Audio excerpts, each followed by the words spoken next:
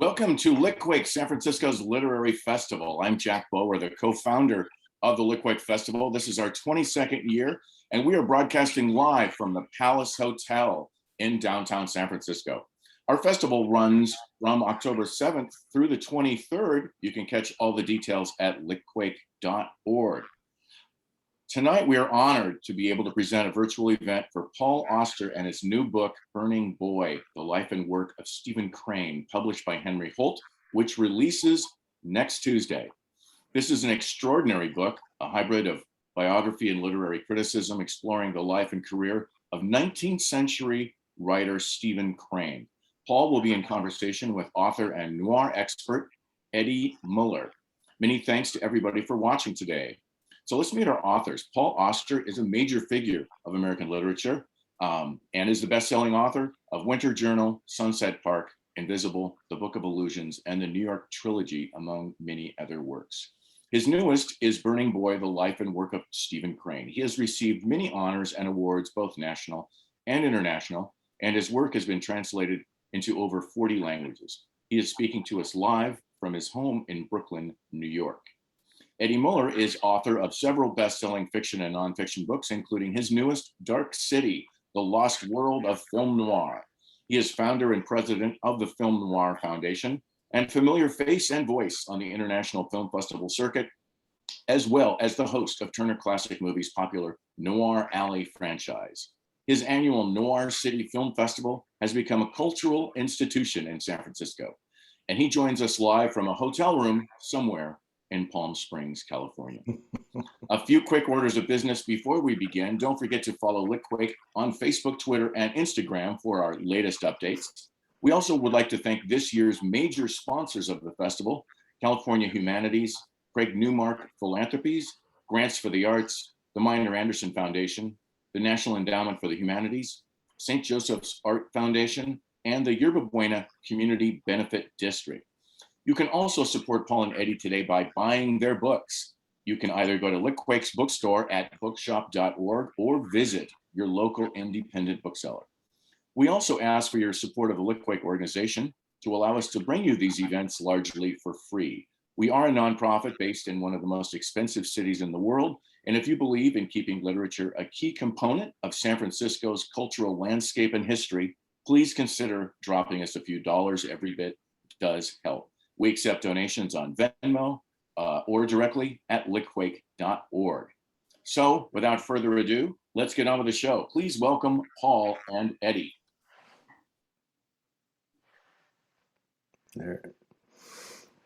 There we are, Paul. Hi, Eddie. How are you? I am well, sir. How are you? Very well. Very happy to be here. Yes, through the miracle of modern technology. It is extraordinary. One of these days, sir, we will actually meet in person. I think now we have officially managed, we've corresponded in every written form. Now we're online. We've talked on the telephone. We've never actually been able to do this in person. So I look forward to that. Well, it's the first time I've seen your mouth move, so this is an advance. And I noticed that you were smoking, so you're lucky because you're obviously at home. I'm vaping. Yes, I unfortunately had to stop smoking about 7 years ago, and I satisfy my nicotine craving with these funny things, but I like them now very much. Okay, very good.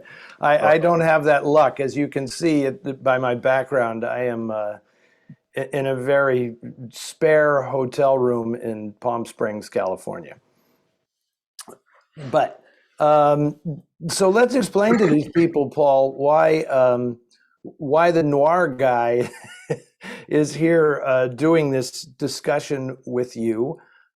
We spoke earlier this year and hit it off, and you were kind enough to send me in galley form your latest, which I devoured and found to be absolutely fantastic. And so now I have the absolute privilege of speaking with you in front of an audience. And so I'll take the opportunity to say that, not kissing up to you in any kind of fanboy way, but you are my favorite author, with no qualifications. I don't put living in front of that or anything. I've read, I think, everything, and now I can add to that this fabulous 800-page tome about Stephen Crane. So I'm just going to start off by saying, after reading your last book, 4321, which was just absolutely a spectacular work of fiction, what compelled you to write a book about Stephen Crane? Well, here's the story, and it's a strange story.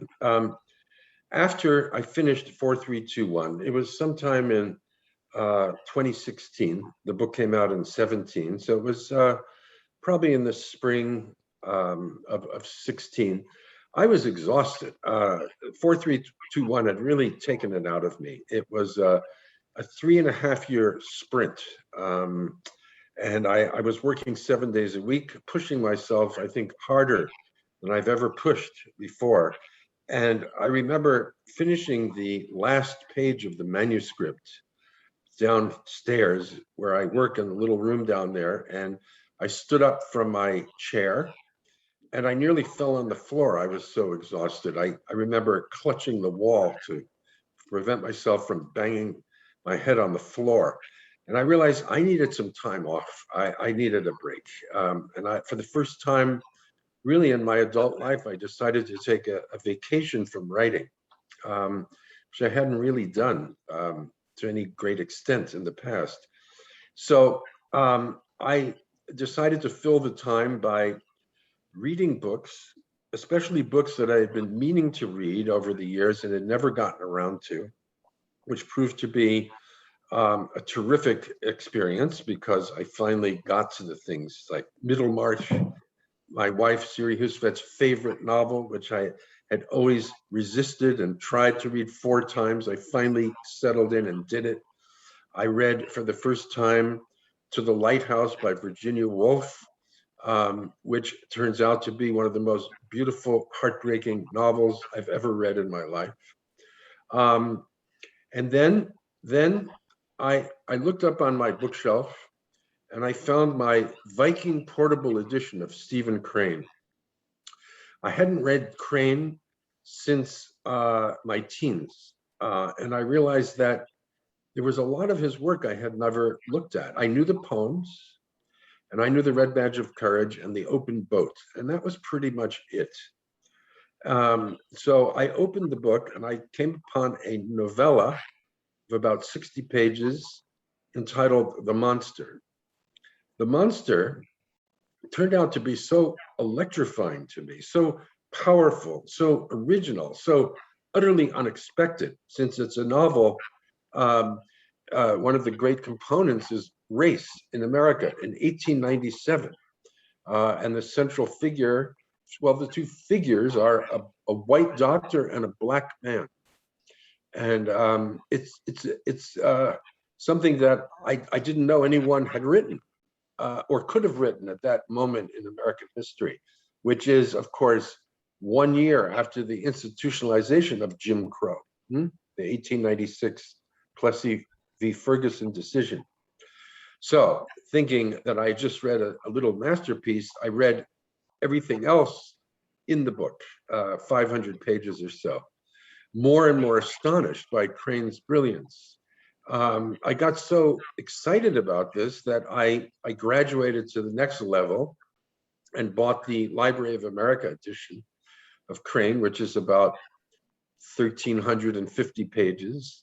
And I just plowed through the entire volume, utterly astonished still, and then graduated to the collected works of Stephen Crane. I thought, I have to read it all now. This boy who died at the age of 28 has produced all this remarkable work in so many different genres. So 10 volumes of collected works, over 3,000 pages of published work, and started digging into his life at the same time, reading everything I could, and what an extraordinary life it was. And at a certain point, after just doing it for the sheer pleasure of doing it, I said to myself, I think I should write a little book about Stephen Crane to express my admiration for his work and make a case for why I think he's been neglected lately and deserves a new chance with readers, not just in America, but all over the world. And the little book, well, it grew and grew and grew, and it turned into this thing that if you dropped it, it would probably break your foot. So I can't say that I wanted to write such a long book, but when I understood that the book I wanted to do was not only a biography, but a reading of his work, because my main motive in writing the book was to present Crane in such a way as to make people want to read him and get a new generation of readers back to his work. Because I read him in high school. He was assigned reading in my sophomore high school class when I was 15. And he's no longer read in high schools. And young people don't have the chance to encounter him in the classroom. And it's unlikely that a 15-year-old would go out and on purpose, for no particular reason, buy a novel written by someone written in the 19th century today. So Crane has fallen off the map to a certain degree.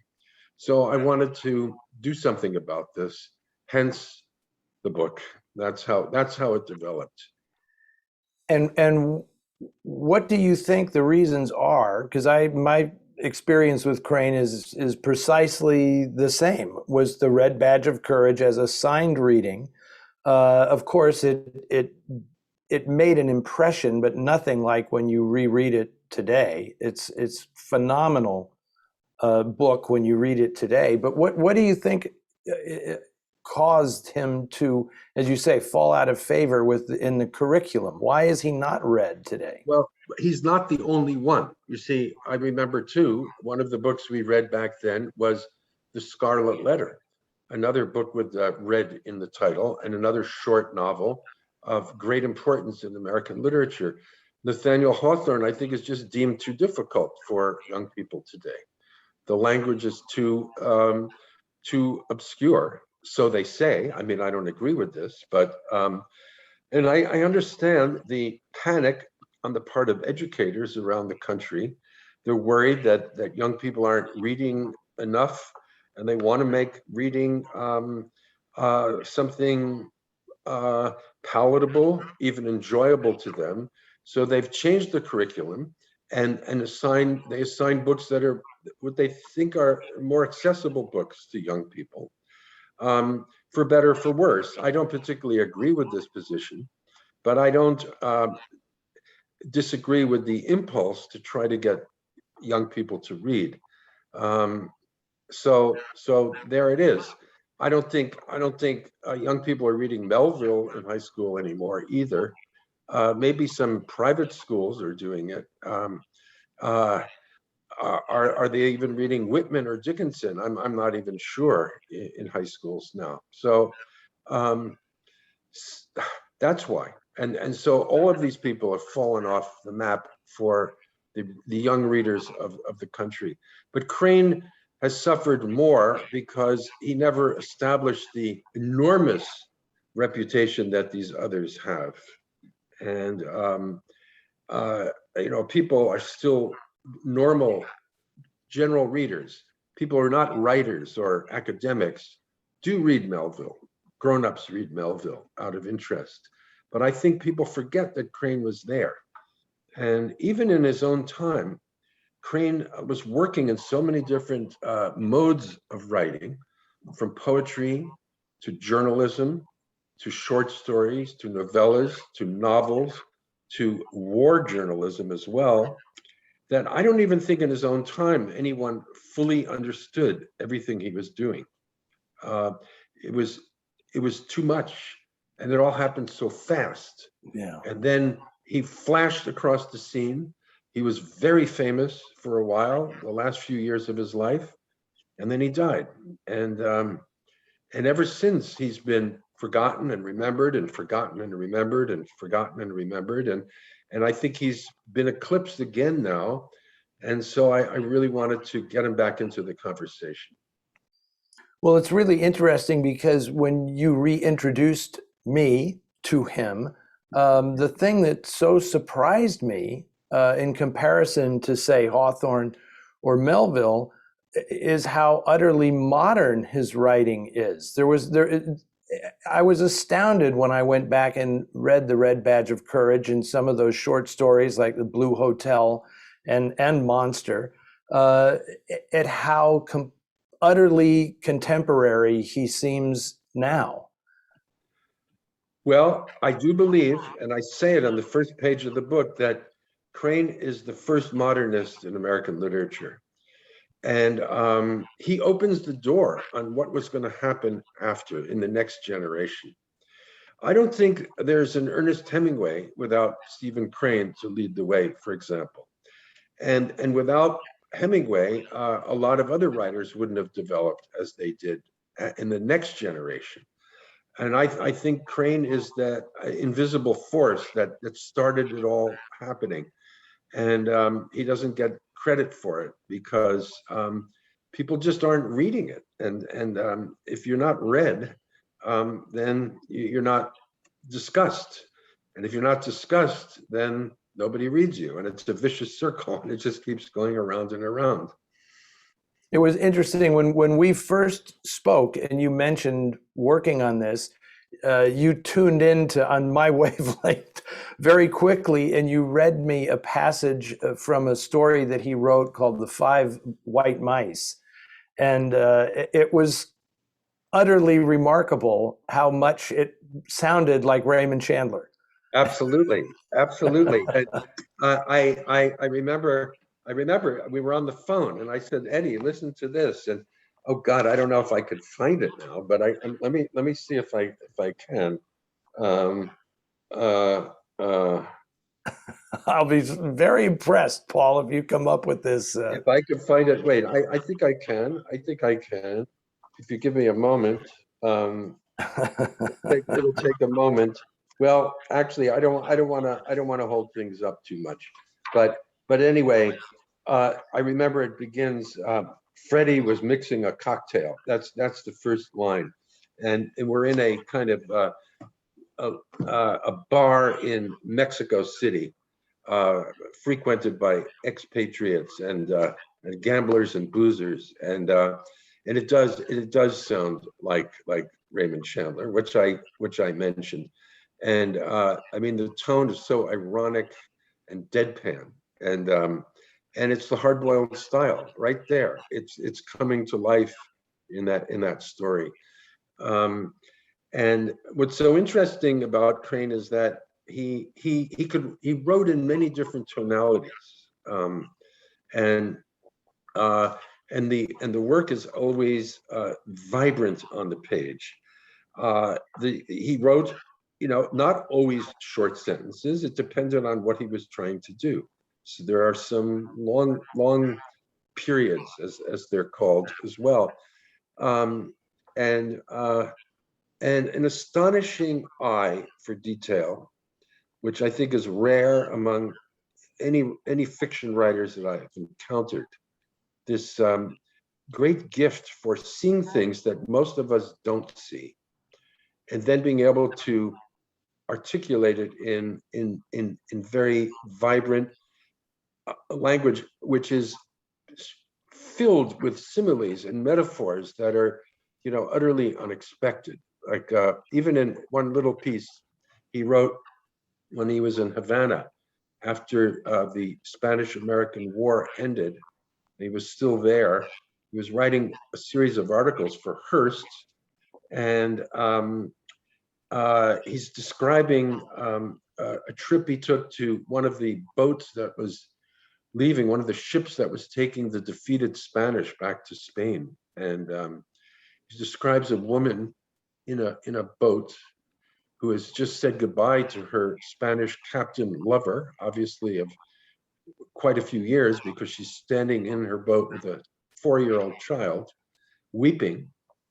And the boatman who's taken the woman out to the ship and is taking her back to the shore, he's impatient to get going again. He wants to return so he can get another customer to make some more money. And Crane simply says this, and it's so astonishing. The woman's boatman had a face like a floor. And I've never encountered a writer who could come up with that sentence. And what he meant to say was, it was blank. The man didn't give a damn about this woman. And he explains, but only after we've gotten that astonishing image, or the beauty of certain sentences that just spilled out of him. Another Cuban piece, when he's describing the intense summer heat in the jungles of Cuba, and he just simply writes this sentence: the sky was bare and blue and hurt like brass. Mm. And I just think it's a remarkable sentence, not just for the alliterations, but you stop and think, hurt like brass, what does that mean? And I think what he's trying to tell us is, it's so hot that if you put say a brass tray out in the sun, it would become so hot that if you touched it, it would hurt. And because brass, as we all know, heats up very quickly. So it's a very tactile image, I think. And this is another one of his gifts. He makes everything physical and you can absorb it. And at the same time, he's a master psychologist, able to penetrate the inner lives of his characters when he chooses to go there and follow all the weavings and wanderings of a consciousness at work, in also very astounding ways. And very daring in some respects. His choice of subject matter, he was very provocative. His Maggie, his tome about the woman who sells herself into prostitution, must have been a scandalous book for its time. But I just want to note that one of the things that I really took away from reading your book was how much of his writing was informed by his work as a journalist. But then he writes The Red Badge of Courage, and this is a leap of just phenomenal writerly imagination, because he had never been in battle. And his descriptions of the battle scenes are what he's obviously now most famous for, is the way he describes men in combat in that book. And that ability is just astounding for a writer. Exactly. And there were many people who were convinced he had to have been a veteran of the war. Because how could he have written this? When in fact, he wrote The Red Badge of Courage when he was 22 and 23 years old, which is also mind-boggling, isn't it? That he could have done this. I don't know how he achieved this. I do know that he talked to a lot of veterans. Who he was often, part of his childhood was spent in Port Jervis, New York, which is upstate. It's sort of at the tri-state boundary of New York, Pennsylvania, and New Jersey. And he had an older brother who lived in Port Jervis, two brothers actually who lived up there, and he visited it often. And he would hunt down the veterans who had been in the Battle of Chancellorsville, which is the battle that the Red Badge is modeled on, and get their intimate stories about life at the front. And so he knew a lot about soldiers' lives, but I don't think obviously any of those men could have described the battles as vividly as Crane does.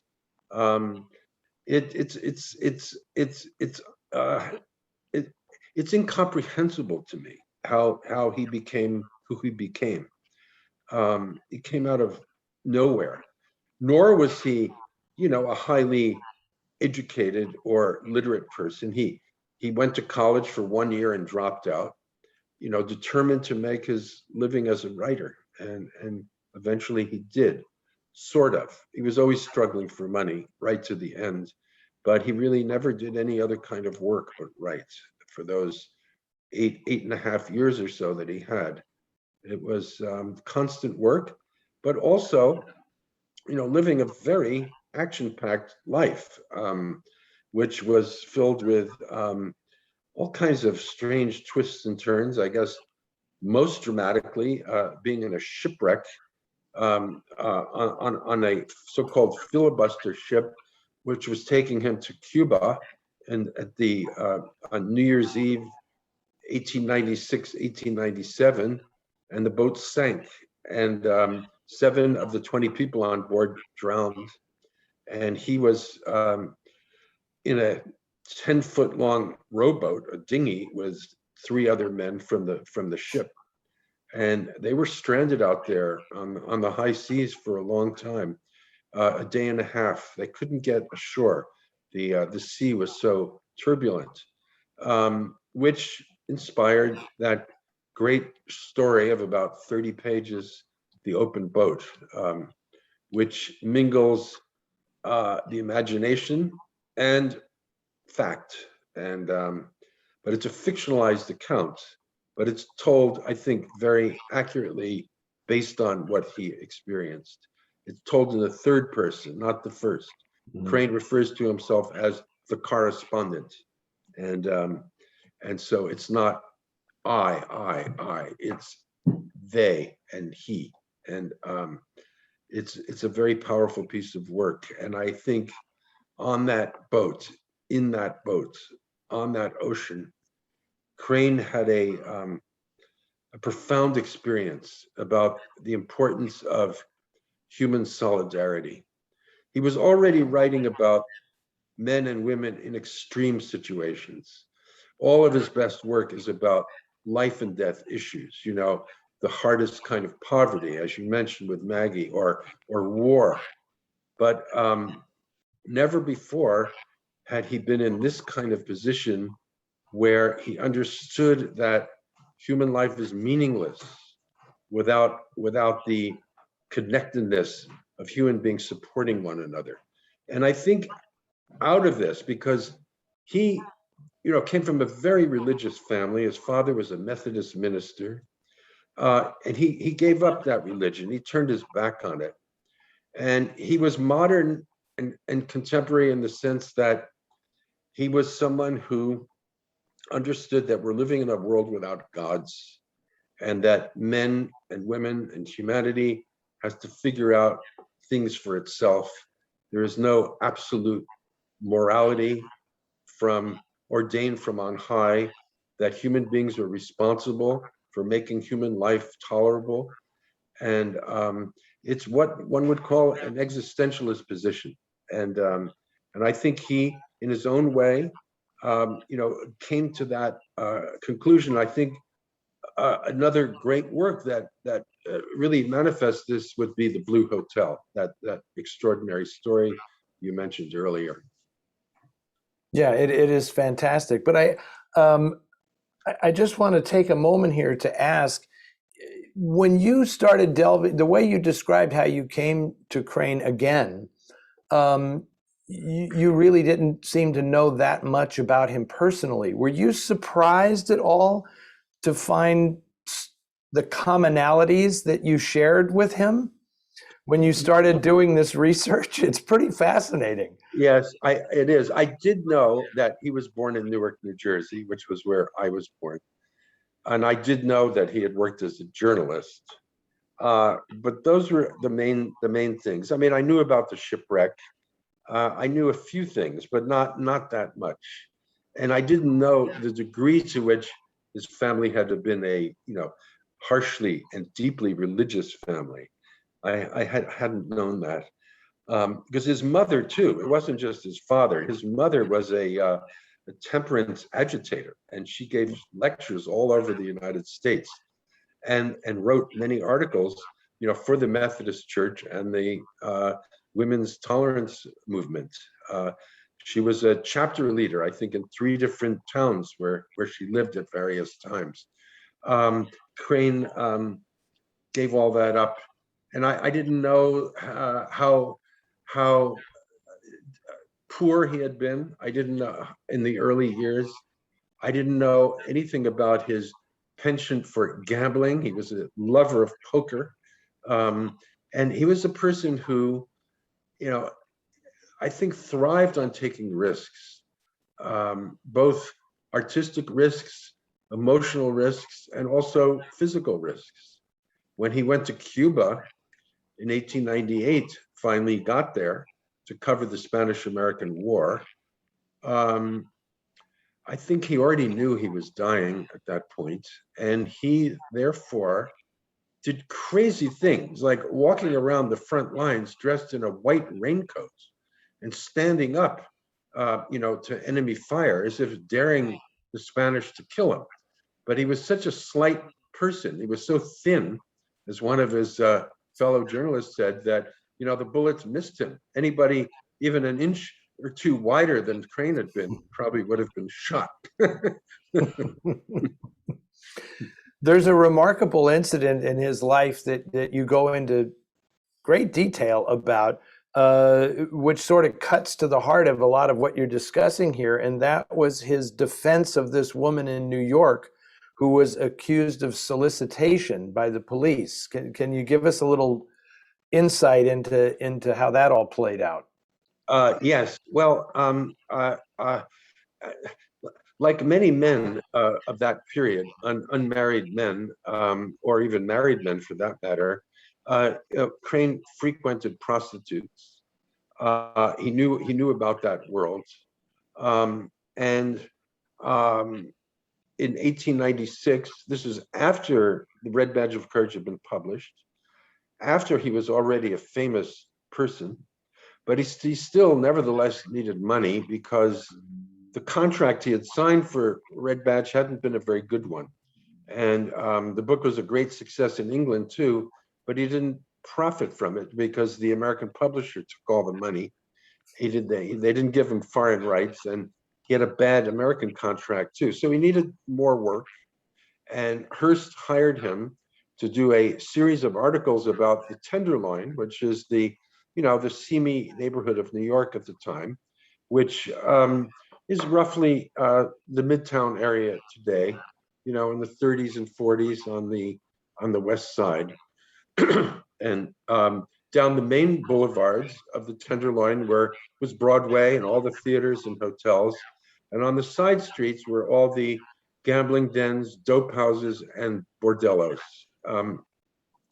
The police were on the take, so all these businesses were thriving, and Hearst hired him to write about the Tenderloin, and he was interviewing two chorus girls late one night in a restaurant, and a prostitute that one of the chorus girls knew came over to the table, said hi, sat down with them. Very beautiful girl, Dora Clark. She was about 21, 22 years old. And then it was 2:00 in the morning, and they all decided to leave. And Crane walked the three women to, I think, Broadway and 33rd Street. And he then accompanied one of the chorus girls to a cable car, got her on the car, and the two other women were talking half a block away. And as Crane returned to them, he saw jumping out of the shadows a plainclothes cop who arrested the two women for soliciting two men who had been way across the street walking along. And clearly these women had not solicited anybody. It was a long story because this Dora Clark had been in trouble with the police. They were after her, and they really wanted to make life difficult for her. And so she was arrested finally, only she. And Crane accompanied her, to the police station. They had courts inside the police stations then, and he knew that she hadn't done anything.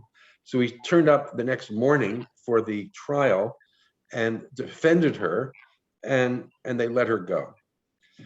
She decided to sue this policeman, Becker by name, and for false arrest.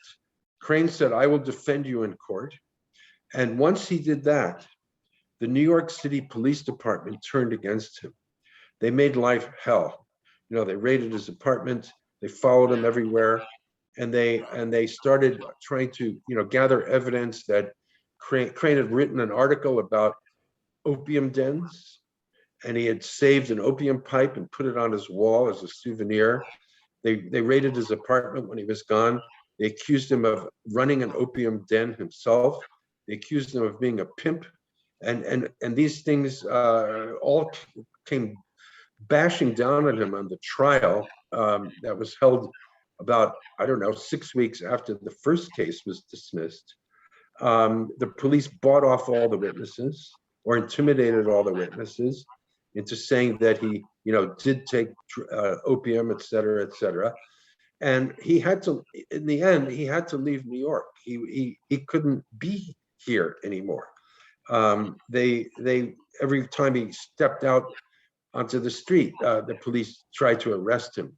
So that's why he got a job to cover the growing revolution in Cuba, and that's how he wound up in Florida. Got on that boat that sank. But before he got on the boat, he was sort of stranded in Jacksonville for about a month. And during that time, he fell in love with Cora, who became the woman who he spent the rest of his life with. An extraordinary character in her own right. I don't know if I have time to go into this now, but I devote quite a bit of space in the book to her. And she was an exceptional woman for the time. Free. She was independent. She lived as independently as a man would in her spirit, and was highly educated, very well read, and madly loved Crane, and was with him right until the day he died. Yeah, that's a fabulous part of the book. And just to go back to Dora Clark for a second, it was remarkable in many ways because the chief of police of New York was a big Stephen Crane fan who loved the Red Badge of Courage, who turned against him and was would become quite a well-known figure. Yes. Well, he wasn't just the chief, he was the commissioner. The commissioner, yes. His name was Theodore Roosevelt, and who just a few years later became president of the United States. He was a prude, Roosevelt, and he did, yes, he turned against Crane completely. Said he was a man of bad character, when in fact Crane wasn't a man of bad character at all.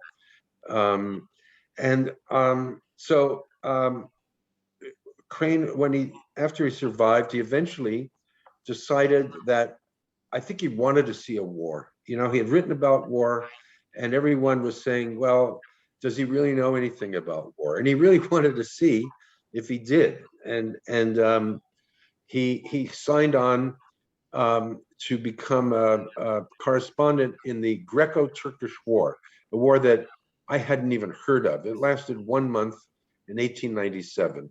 But he went with Cora, and he got a job for Cora with the New York Journal as the first woman war correspondent in American history.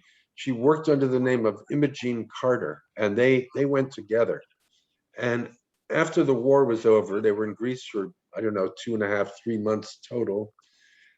They wanted to live together. She was married and had asked her husband for a divorce a few years before.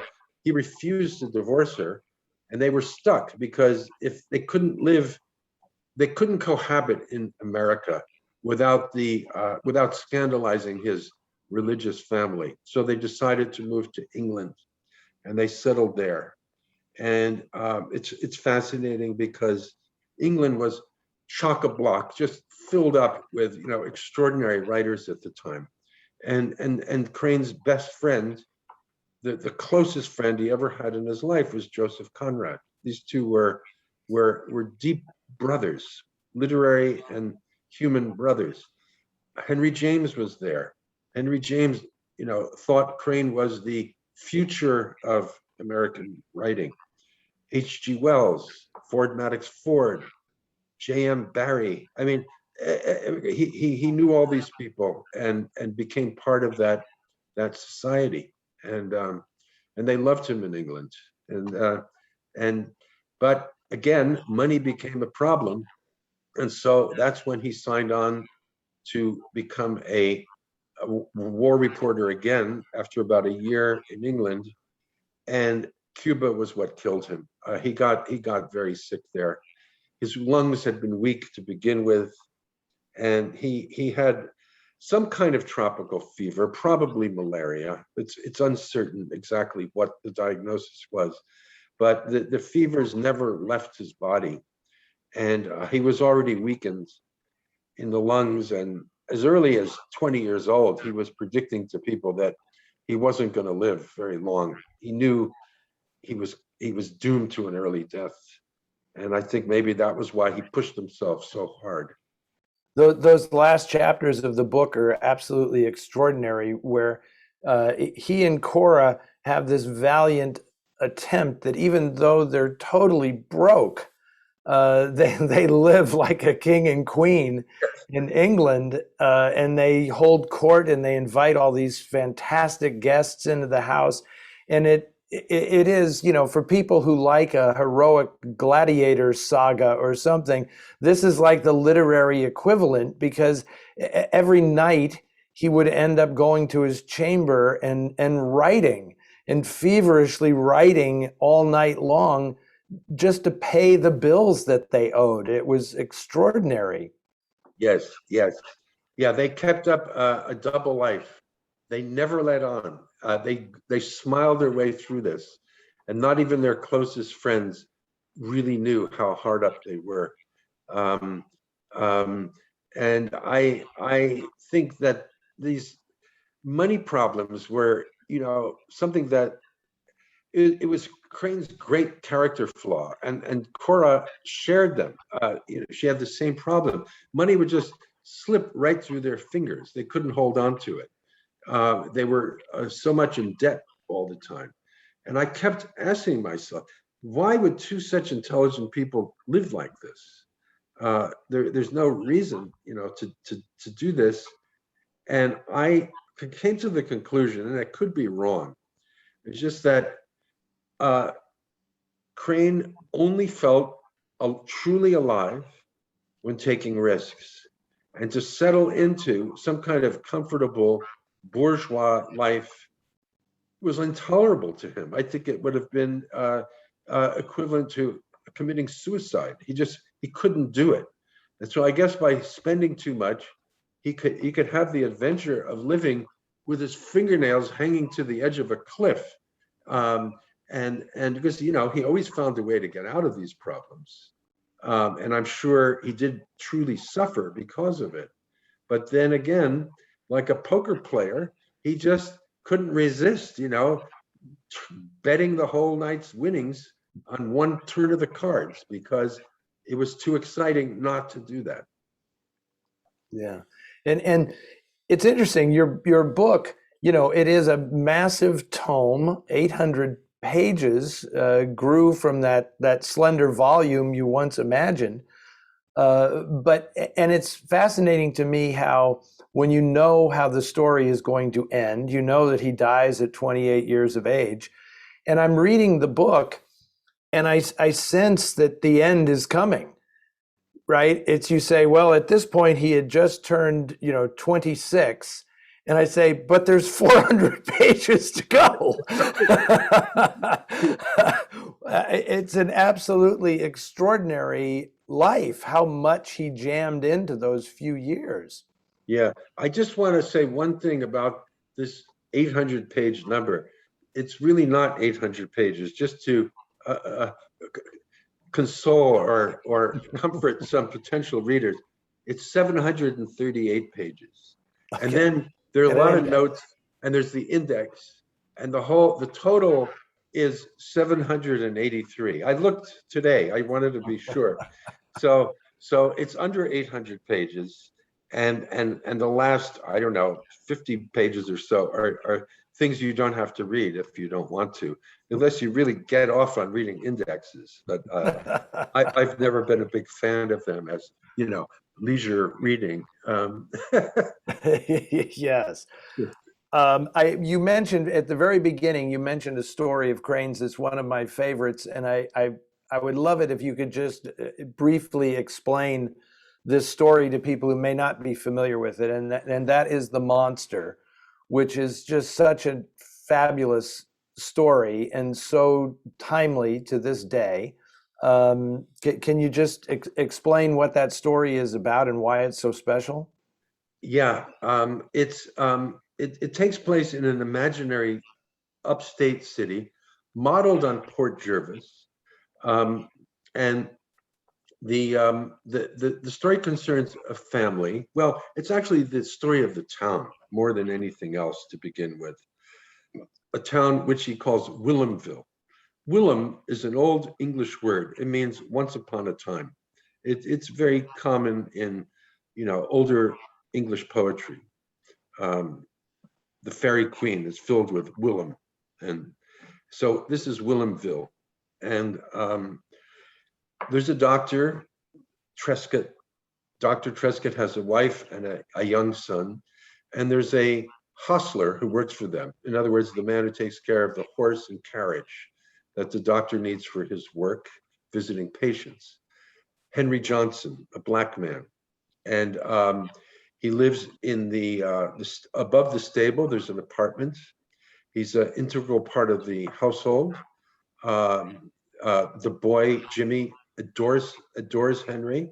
Henry is very devoted to the doctor and to the child. So, and at the same time, there's this brilliant description early on of Henry finishing his work and taking off his work clothes and getting dressed up to go out and go to the black part of town to visit his girlfriend. And the transformation, Crane describes it almost like a priest getting ready for a big function in his church, or a woman of the court getting ready to go visit the queen. He puts on dashing clothes and he strides out full of confidence, self-assurance. And as Crane says, and you would never know that, Henry Johnson had washed a carriage wheel in his entire life. This is the moment when W.E.B. Du Bois, I think, was probably developing the idea about double consciousness, which appears in The Souls of Black Folks, published in 1903. So only 6 years after The Monster was written. The Monster was published, I guess, in 98. So 5 years difference in the publication. And I think Crane is deeply, deeply, deeply aware of all this. And the story begins in earnest when the doctor is away and Henry is out, and a fire breaks out on a Saturday night in the house. And the wife, Mrs. Trescott, is stuck there with her son, and suddenly a neighbor sees the flames, the next door neighbor, and runs up and tries to get the woman out of the house before it starts burning down. But the boy is asleep in his bedroom. Henry Johnson has been out, and then he understands that the house is burning, and he runs into the house, which is quickly overcome by flames. And Crane does this enormous metaphorical dance where he equates the fire with the Revolutionary War, as if the flames were the revolution. And tellingly, there's an etching or a lithograph of the picture of the signers of the Declaration of Independence.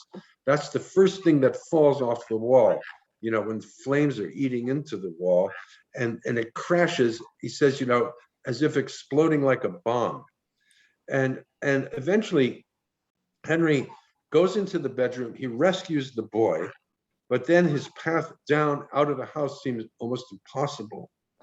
And he winds up going into the doctor's laboratory, and he's overcome by the flames. The boy rolls towards the door unconscious. So he's within inches of being outside, and Henry is out cold, and he's lying under a desk, and chemicals from the fire burst into flame and start dripping on his face, and they eradicate his face. He is a man with no face afterwards. Hence, he is the monster. And when Dr. Trescott, comes back and he understands what's happened, he does everything in his power to bring Henry Johnson back to life, and he saves him. But Henry is damaged, not just physically, but mentally as well. And the whole book goes about the story about how, because this white man is defending this black man, he's brought him back from death. He's created such fear in the town that the doctor is eventually exiled from the community. He's still living there, but they're cut off. He loses his patients, and the last scene is remarkably subdued and beautiful. The doctor comes home from a day's work, and Wednesday, the day his wife entertains her women friends for tea, and none of the women has shown up, and she's crying upstairs, and the doctor's just sitting there trying to comfort her.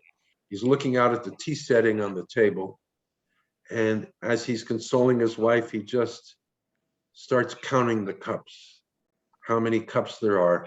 And the last line of the story is, there were 15 of them, and that's the end. It's so beautiful, and this is so powerful. And I delve into it at great length in my book, because I think this story deserves to be examined closely, because it's so remarkable. And I wish someone would make a film of it, by the way. I think it would be timely right now. I have to tell you, Paul, they have. Well, they I have know. made a film, and it was a disaster. Well, it's not a bad film, but of course, in true Hollywood fashion, they make Henry white. I know. In the film. I know. It's a fine performance by James Whitmore. The film is called Face of Fire. Yes. And it's an abomination in some respects, because it misses the entire point of Crane's work. Exactly. So I mean, really make the film of the book. Somebody today. I think it could have a powerful effect. Yes. But in any case, just read the story. 60 pages, and it's unforgettable. Unforgettable. Yeah. I have a couple of questions from people who are watching us. Susan Nelson wants to know, do you see any similarities between Stephen Crane and Jack London, who were contemporaries and adventurers, both, of course? Yes, in fact, it's a very good point. Crane was a bit older than Jack London, and they do share certain traits. But I think there are vast differences as well. First of all, London was not the prose writer that Crane was. It's just not as good. But of course, I think he wrote some very good things, London. London was an avowed socialist, which Crane was not. Crane was certainly on the side of the underclasses and the ones, kicked around by the fat cats of society, but he wasn't active politically. He was just trying to understand things. And then, Jack London evolved into, he had a kind of Nietzschean ideas about human beings and the great man. And Crane never believed any of that stuff. And so I think philosophically, they're very different. But there are definitely overlaps. There's no question about it. And London died young also at 40. But I think they're close and yet not that close. And that's why I didn't really talk about Jack London very much in connection with Crane in the book. I was tempted to, but I had to keep pushing on. The book is big enough as it is. I have another really good question from Joshua Frulinger, who I'm going to paraphrase this. In listening to you describe Crane's life, he sees things as perhaps a random set of happenstances, and he's wondering if you felt that Crane's life fit into much of your work, where you talk about the coincidence and fate and these things. Did you see, he wants to know, is that an accurate read, or is he looking for patterns where they don't exist? Do you see Crane's life as fitting into some of the themes that you deal with in your own work? Listen, I think everybody's life does. This is why I write what I write. I'm trying to describe how I feel nearly all human beings live. Chance occurs. I'm not saying that chance is the only factor in human life, but it's an element, and I think we don't give it enough credit. But of course, we have the ability to make decisions, and we have plans, and we make plans too. But those plans are often thwarted by things that intervene unexpectedly, which one would call chance events. I think one of the interesting things about writing about Crane was that he's not a writer that resembles me at all. I think maybe deep down, some of our views of the world correspond, but certainly in method, I don't write like Stephen Crane. Stephen Crane is a writer of lapidary, fragmentary works. He strips out everything but the essential. This is what's so radical about him. He discards the 19th century novelistic traditions for something leaner and stranger. But I'm a storyteller. I narrate, and I'm not describing things, the physical world, in the detail that Crane can do. I don't have Crane's eyes. I don't have that ability. Whatever strength I think I have as a novelist is as a storyteller, pure and simple, almost like someone telling fairy tales. Whereas Crane is much more of a journalist than I am. But I admire it just because it's not like what I do. Yeah. All the more reason for me to admire it even more. You see. Yes. Okay, I'm going to have to take one quick break. My lighting is going to change dramatically, because if you could see how I've jerry-rigged everything here, I have to actually plug my computer in, or I'm going to run out of juice in 3%. Okay, go ahead. But my lighting is plugged into the same outlet. So hold on 1 second. Well, Halloween is coming soon, so don't worry. Okay, there we go. Now I have totally different lighting, but now I have power in my computer. So that's Excellent. it. Excellent. Clifford Hunt wants to know, does Paul think there's any similarity between Crane and Rimbaud? Not really, except that Rimbaud was even more precocious than Crane was. I can't make any sense of Rimbaud at all. That he stopped writing by the time he was 20. This doesn't seem possible. Crane was just getting going when he was 20. But no, I don't think so at all. No. Okay. And now the most important question, an anonymous attendee wants to know, Paul, who are you rooting for in the World Series? Well, to tell you the truth, I'm a Mets fan. So when my team fell out of contention, I went back to my first love of my boyhood, the team that betrayed me by moving to San Francisco, the Giants. But I've still never been able to give up my allegiance to them as well. And so I flipped over to the Giants, and look what happened. Our hearts were broken again. Too bad. But you know, as I was telling Eddie, because Eddie's a very big fan, and that I think the Giants were one of the most fascinating teams this year of any team that I've ever seen. And I've been watching and following baseball for, I counted up, 67 years I've been following baseball. And the Giants are really a mediocre team. They don't have any great stars.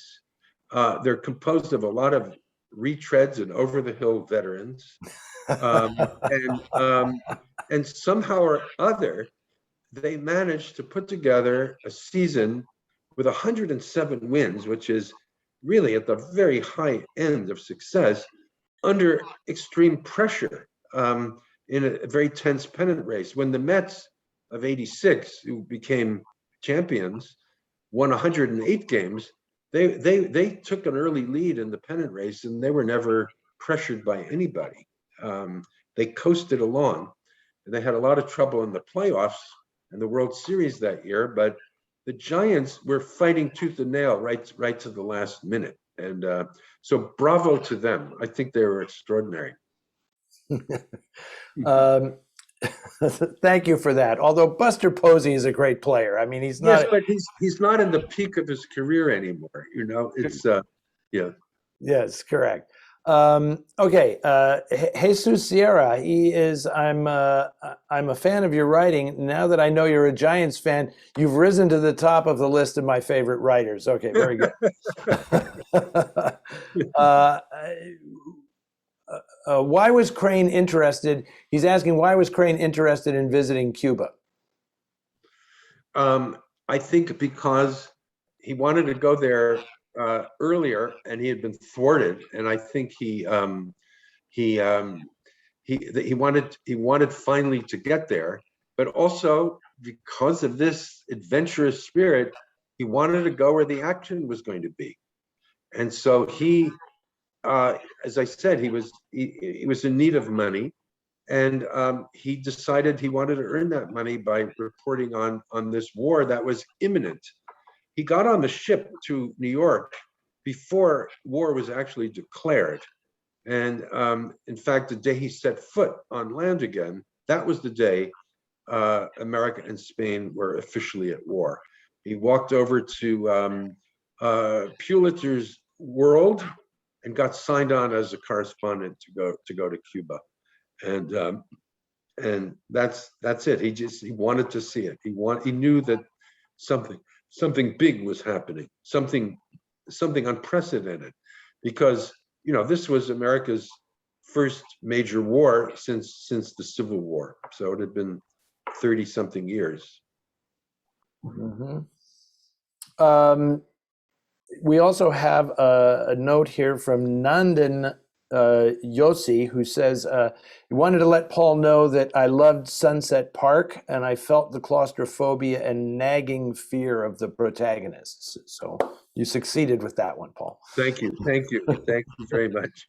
And I don't want to let this moment pass without allowing you a little bit of a platform for something that you are involved in that I signed up for recently, which is a group that you co-created called Writers for Democratic Action. Can you fill the listeners in a little bit on the birth of that and its purpose? Oh, thank you, Eddie. I think that's very kind and generous of you to mention this.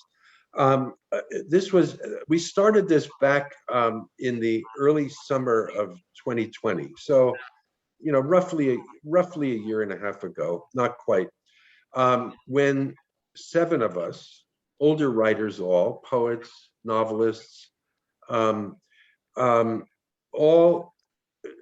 on the progressive side of the political spectrum, feeling, intense fear about what was going to happen in the 2020 election, banded together and formed a group called Writers Against Trump. It was a very naked, bold-faced title. And we held events, all of them online, to talk about the election prospects in different swing states.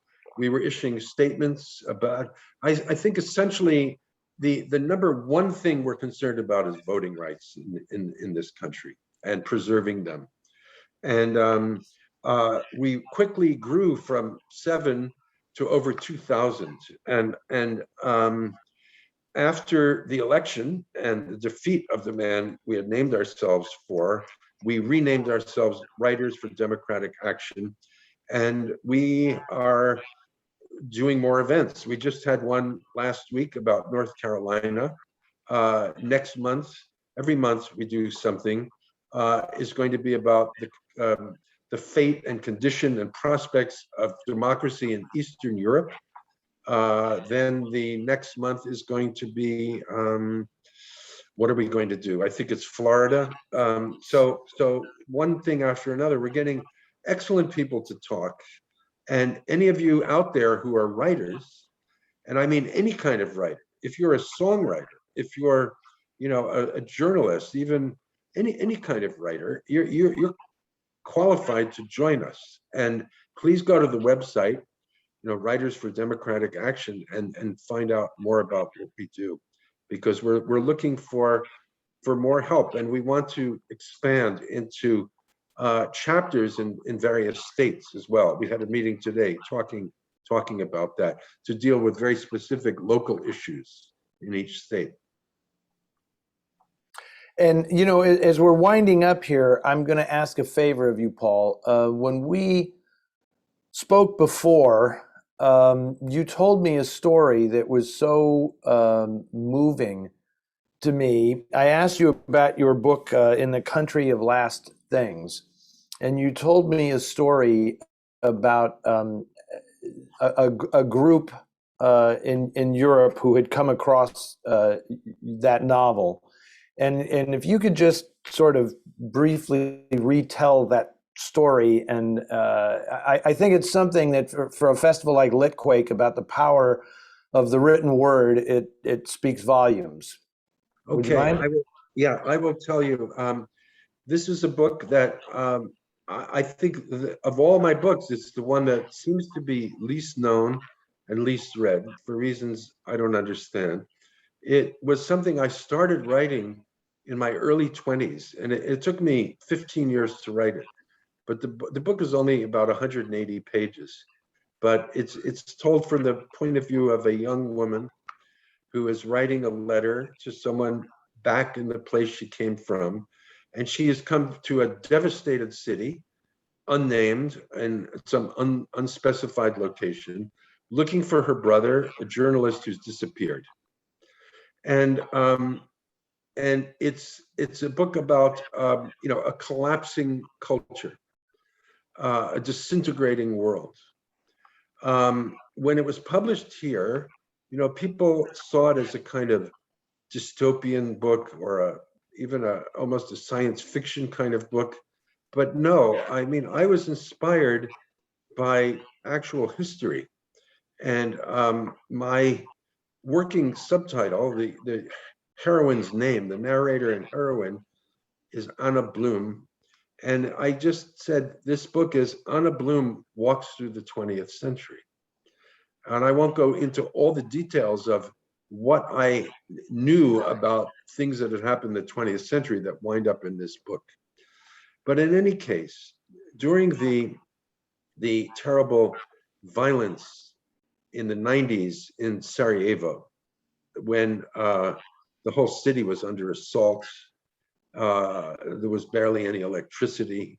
A theater director, a man I did not know, I don't know, met somebody, either an American, British, or German journalist who had read that book and had a copy, and he said to him, I think you should read this book by Paul Auster. And his name was Horace Pasovich. And Horace said, why do I want to read a book by an American written 10 years ago? What does this have to do with me now? Well, he took the book home with him, and since he had nothing better to do, he started reading the book. And by a candlelight, in freezing in his room. And he got into it, and he told me that he couldn't believe what he was reading. He said, you were telling the story of what we're living right now in Bosnia and in Sarajevo. And he became so inspired by the book and so galvanized that he decided in the middle of the siege to adapt the novel into a play to be performed. And he actually even made two versions, a Bosnian version and an English version. In the English version, Vanessa Redgrave came over and performed in it. And I was going to go, and I had a ticket, and then which was set up through UNESCO. And I was going to fly to Zagreb and then into Sarajevo when the airports were shut down completely. And I couldn't go, I couldn't see it. And after the war ended, Harris's troupe of actors were given a grant. It's a remarkable story by Peter Brook, the great British director, who's based in Paris at the Bouffe du Nord Theater. And they gave Harris's group money to rent a bus and help them set up a tour around Europe. And I met up with them in Berlin, and I saw the play there. And it was so moving to me. There were 25 people in the troupe, ranging in age from 17 or 18 to 75 people. They're 75 years old. And the remarkable thing was, these people had lived with my book for, I don't know, a year or two now, or three. And they all knew it by heart. They could recite all 180 pages to me by heart. And I remember we went out after the performance. I mean, I was near tears the whole time, Eddie. And to a place which was a very popular place, the Paris Bar, a spot in what used to be West Berlin. And we stayed up, I don't know, it was 2, 3, 4 in the morning. And everyone was singing songs together. And it was one of the happiest nights of my life, I have to say. I just can't believe that a book could bring people together like this. Thank you, Paul. Thank you for telling that story. Yes, it is a very moving story. I think we just need to regroup here and realize the power of what we do, and use it for something worthwhile. And you certainly do, sir. I don't see that there's any more questions coming, so I have nothing left, Paul. I want to end on that note. Well, I'm pretty much talked out myself, I have to say, Eddie. But what a pleasure to see you face to face at last. And I hope before long we'll be meeting up in New York or in San Francisco. I can't wait to hang out and spend some, as they say, quality time together. Even if it's lousy time, I'll take it. I'm sure it will be valuable. It will be. Paul and Eddie, thank you again so much for this event tonight. The book is Burning Boy, The Life and Work of Stephen Crane. It's available everywhere beginning next Tuesday. So don't forget to pre-order your book at your favorite indie bookseller. Thanks to everyone who watched. Thanks for the excellent questions. The Litquake Festival continues tomorrow with our world famous Lit Crawl, 30 venues through the Mission District in 4 hours. So again, Paul and Eddie, it was a wonderful conversation. I wish we could go longer, but people's attention span on Zoom, it deteriorates rapidly after a while. And we were fortunate to have this. This will appear on our YouTube channel tomorrow for everyone to rewatch. And I just want to say one last thing is, and anyone who is watching, do not be intimidated by 738 pages. It is a fabulous read. It's just sensational. Congratulations, Paul. Oh, here's one final question I had for Paul. If someone were to initially dive into the work of Stephen Crane, what do you suggest as a pilot light read? The very first, whetting the appetite. That's a great question.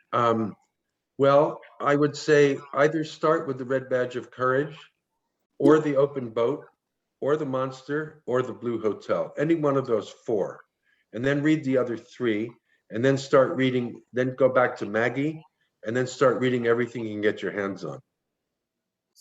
Including the book Burning Boy. Yes. A life Well, and work of Steve. one would hope, yes, but Excellent. Thank you so much. And good night, everyone. thank you. Thank you very much.